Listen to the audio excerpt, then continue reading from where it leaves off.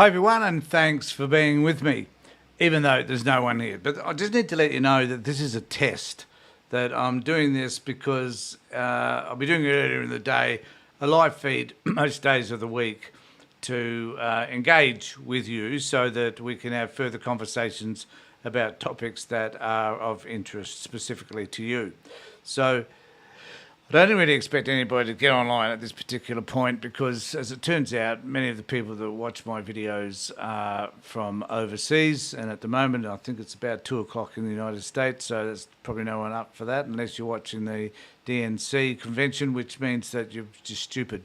So one of the things that I want to make aware to people that do watch my live feed, or if you connect to this later, obviously, is to see whether you can engage with me as best as you can. And one of the so I've got some software which I've been using for some time, but I'm just trying to understand a little bit better now in terms of doing live feeds. So that's why this was a bit of a struggle today. But what I want to do is to encourage you to have a conversation with me, direct with me, about issues that matter to you. And there is a process by which you can do that, which is to email me. And I've put the email down below in the comment section, in the description. So contact me and let me know what sort of subject you would like to talk about and your whereabouts you are. And we could probably have a face-to-face. Now, what I want to do is to have conversations with you about a range of topics. And I don't care, you don't have to agree with me. In fact, it would be probably more interesting if you didn't. And we could talk about the issues that I raise that you find exception to. I'd particularly be interested, I think, in talking to any of you who call me a wanker and call me other stuff, which probably isn't all that helpful, but where you sit on the other side of the fence in relation to your political views. So those of you that agree with that think Trump's the greatest thing since sliced bread, fine, let's have a conversation about that. If you have a different view, but kind of siding with me, I guess, around some of the other issues that I talk about in terms of progressive politics, I'll be more than happy to have that conversation with you as well. So let me know what you think. And if you've got to make a comment, please make a comment below so that I can have that conversation with you right now, if you want. So this probably will not be all that long because I must confess I haven't prepared for it all that well, apart from trying to get my software up to date so that I can get this thing done. Because, as I said, I'm experimenting. Life is an experiment. This is just one of those moments where I'm having one of those experiential moments, I guess. And the reason why this is important is that, so I'm going to tell a little bit of a story just to fill people in as to where I'm at and why this is important to me as well, and then I'll get to the subject. And the subject that I wanted to talk about is this one, hate speech, who is responsible. So what I'm going to do, though, is just talk a little bit about who I am so that you've got some understanding as to who Tony Tonkin is, and to let you know, I guess, the reasons why doing these live feeds and doing this YouTube stuff is important to me. Number one thing that you need to know about me is that I am a professional social worker. I've been a social worker for over 30 years, about 35 years now, and that I retired last year. So I've been retired for 15 months now. And in that process of retiring, I had decided that I would take on some challenges that I had dabbled in the past, because I was also the founder of the Child Protection Party here in Australia, where I was interested in working with kids, working with families whose kids had been removed. And so, apart from many other things, private practice, I did a lot of stuff around domestic violence and relationships and trauma, particularly with Vietnam veterans. So I've done a lot of that sort of work. So the range of work has been extensive. But I decided when I retired that I needed to keep something happening in my life so that my mind wouldn't go munchy on me, and that I'd still be able to focus and be attentive and do the things, I guess, that I've always liked doing, which is advocating for certain issues, particularly social issues. And so I've continued doing that through, because I'm no longer paid. I've gone superannuation and stuff. So, and that I needed to find things to keep me active. So this is why I've started my YouTube channel. And even though I've had it for a while, even though I've done many, many videos, particularly for the Child Protection Party, this is my effort to be able to contribute at a intellectual and a level which is somewhat helpful to me, and I also hope somewhat helpful to you. And a lot of people, I mean, I guess the main criticism I get of me on the comment section is that I'm just an old fart, and what would I know? And the fact is that because I am old, I guess there are some things that I know that probably you don't know. I've been around a long time, I've worked in a variety of areas, and there are many social issues which are really important to me. And I'm going to talk about one of those in just a moment. But what I want to do is to find a way to engage with you. Now, what has spurred this on has been that I was motoring along for some time to get at about 100, 200, 300 subscribers. And I found it a bit taxing, to say the least, to think that if I had, 200 or 300 subscribers, that was all fine. But my goal was always to get 1,000 so that I could at least monetize, which would help me to pay for some of the equipment that I have, for the time that I use preparing all of this, and for the conversations I have with you. So in order to do that, I wanted to reach 1,000. So what happened was that I posted, and you can go through my feed and have a look at it, I posted a post after Trump was shot, supposedly shot. Who knows whether that actually happened. But nevertheless, I posted this post soon after, concerned, I guess, about the way he sort of shot his arm up and made a big deal of that moment. So it was an instinctive response to get a photo op. So I made this post, and it was probably one of the first persons to identify this particular specific issue, and it happened, and I did that soon after the video was released of him being shot. So as a result of that, within a day, I went from 300 to over 1,000 subscribers. It was a goal I'd never thought I'd be able to reach, and I'm most grateful to all of you subscribers who have helped me to get to that level, because it does mean then I can obviously monetize YouTube. Not that you can make all that much money from YouTube. I don't plan on that. It was just a goal I never thought I'd be able to reach, and I did, because this particular video had something like 86,000 views. So something happened. Call that a message, but it inspired me.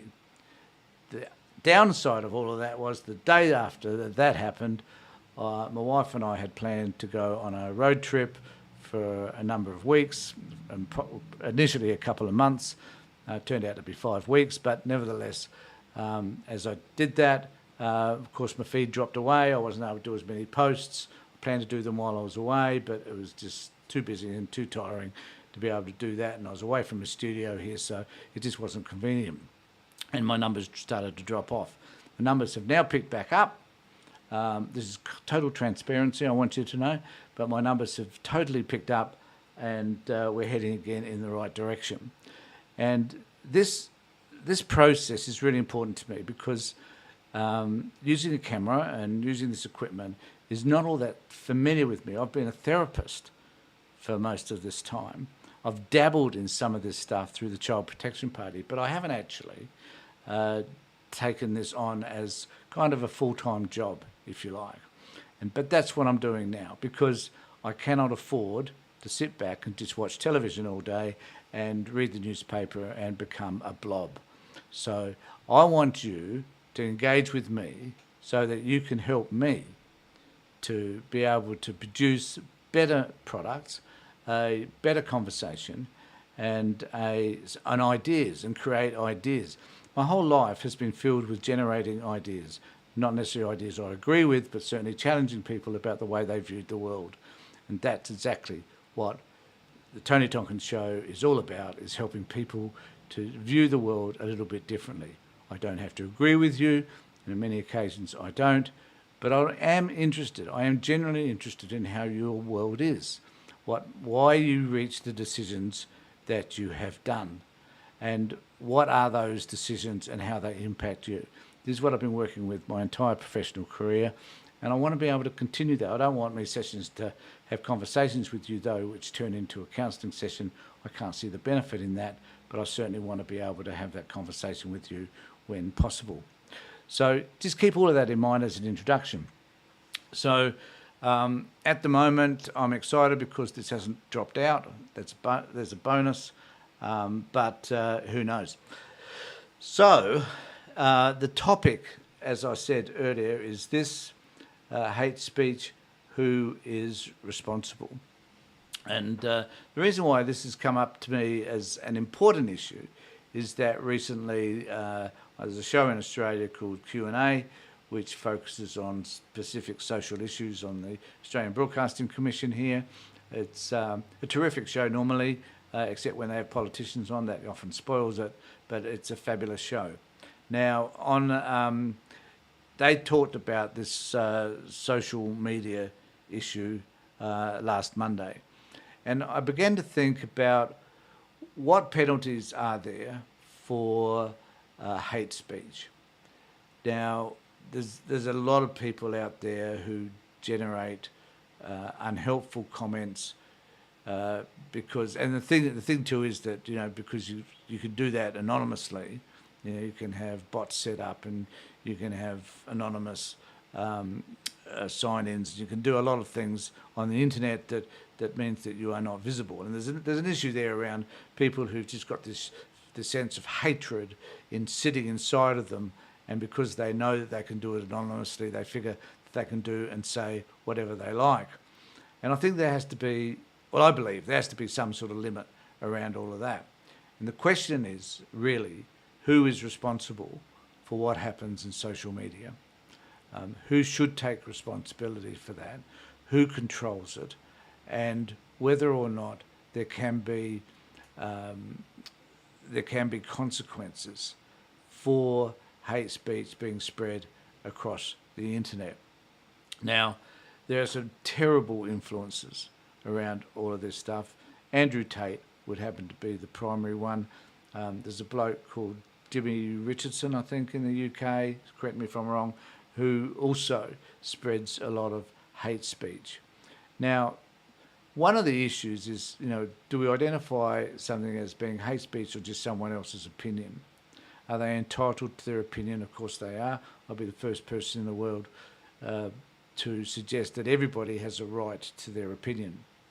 But when they're inciting one group of people, that is those people that they're speaking to be violent or to act in a way that is going to damage another group of people, then I think the power of that is extreme and the results of that can be devastating.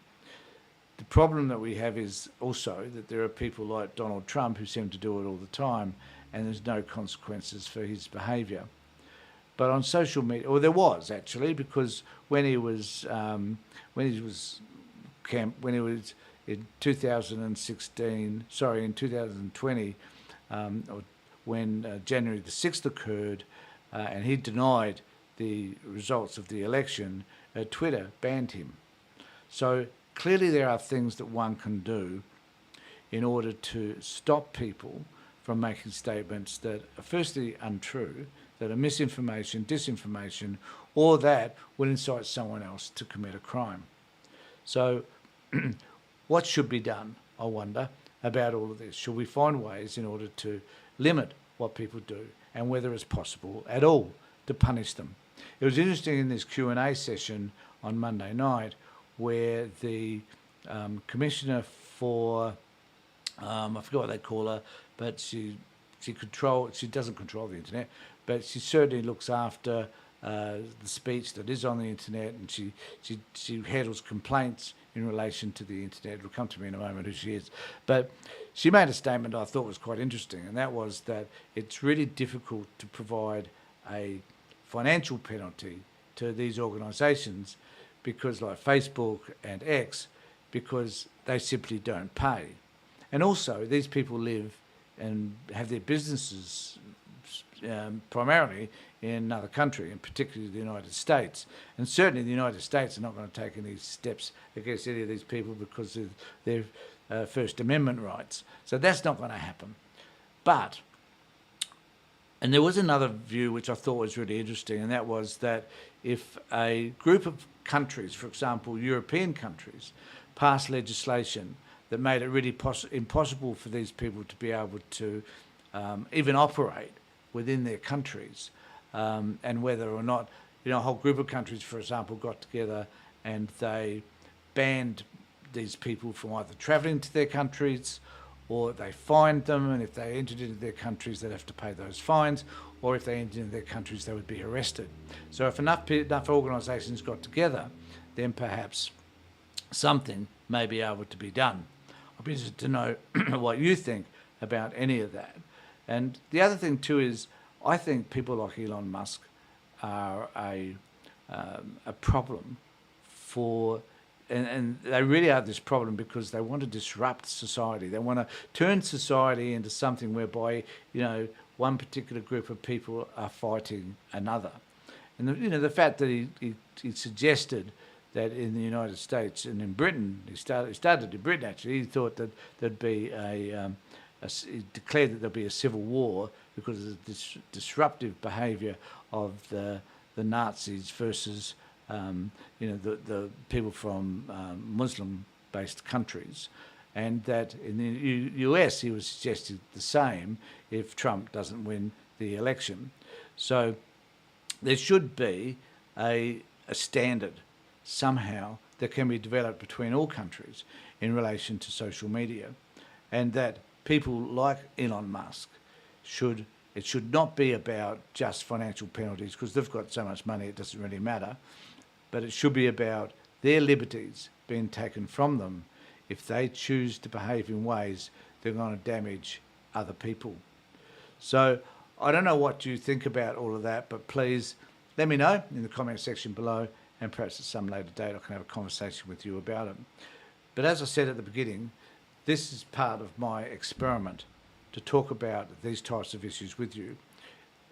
So every day at about 11 o'clock, I'll be doing a live feed, regardless of who is online. It doesn't matter to me. But I will let you know that there will be a live feed, and that you will be invited to participate in that live feed if you wish.